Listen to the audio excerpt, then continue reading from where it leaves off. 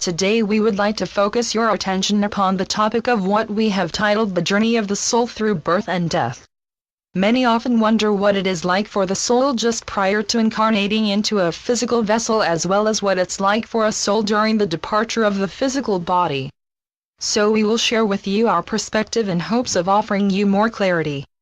When a soul has made the decision to re-enter your physical world, it must make a few decisions first. Please know that there is no time in the higher realms, and therefore we cannot tell you the amount of time it takes before a soul is ready to once again reincarnate into another life after their physical death. It is different for every soul. Now, with that being said, the soul must make a few decisions before it can once again incarnate into another physical body. These decisions include what region they would like to be born into, who they would like their parents to be, and what lessons or themes they would like to further explore. We will tell you that birth is far more traumatic than death, and the reason for this is because you are once again crystallizing your consciousness into physical form. You are coming from the higher realms in which you are well aware of your divinity and interconnectedness, into a state of forgetfulness, so that you can explore duality from this unique perspective. It often takes souls several years before they choose to fully ground into their physical bodies upon birth.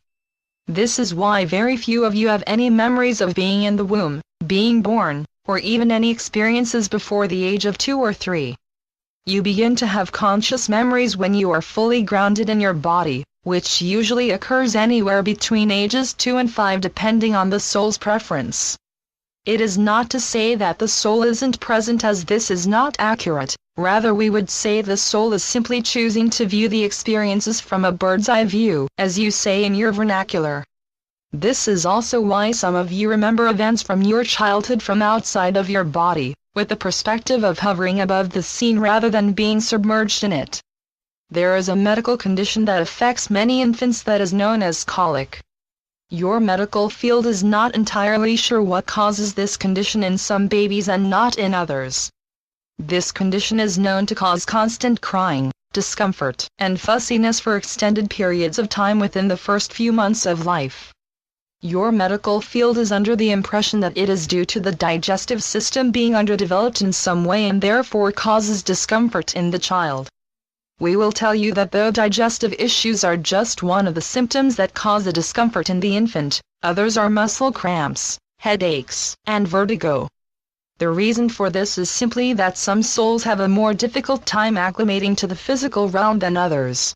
As we will tell you, it requires a large step down in vibration in order to crystallize into a physical form from the high frequencies of the non-physical realms.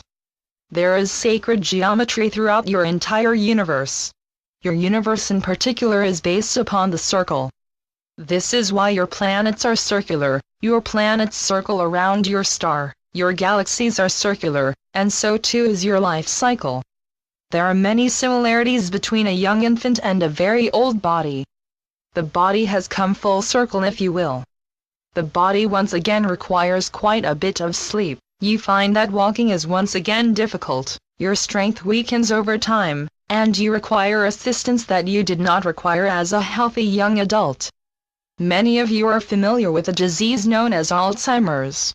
It is a condition in which the mind loses its ability to retain short-term memories. However, those affected with this condition are still able to recall events from decades prior. The reason is very similar to why you don't remember your first few years of life. The soul begins to detach from the physical realm. It in a sense chooses to hover and view the body's experiences from a bird's eye view once again. However, the mind has no problem recalling events from years prior when the soul was fully grounded in the body.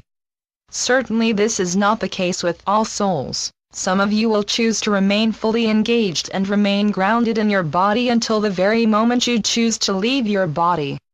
It is a preference of the soul, just as each soul is free to choose how soon it would like to ground into the body as an infant.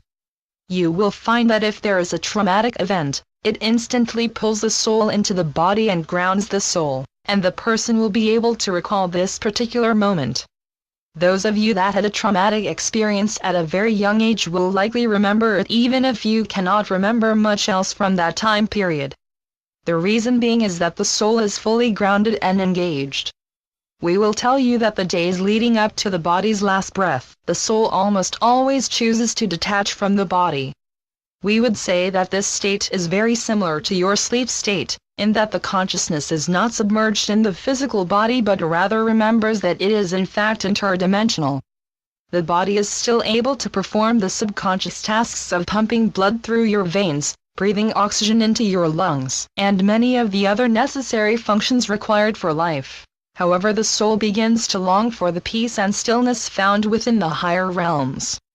You are once again reunited with loved ones, and legions of angels await you who gladly greet you and welcome you once again back into the higher realms. We hope that this message has served you in some way and that you found it to be of interest. In love and light.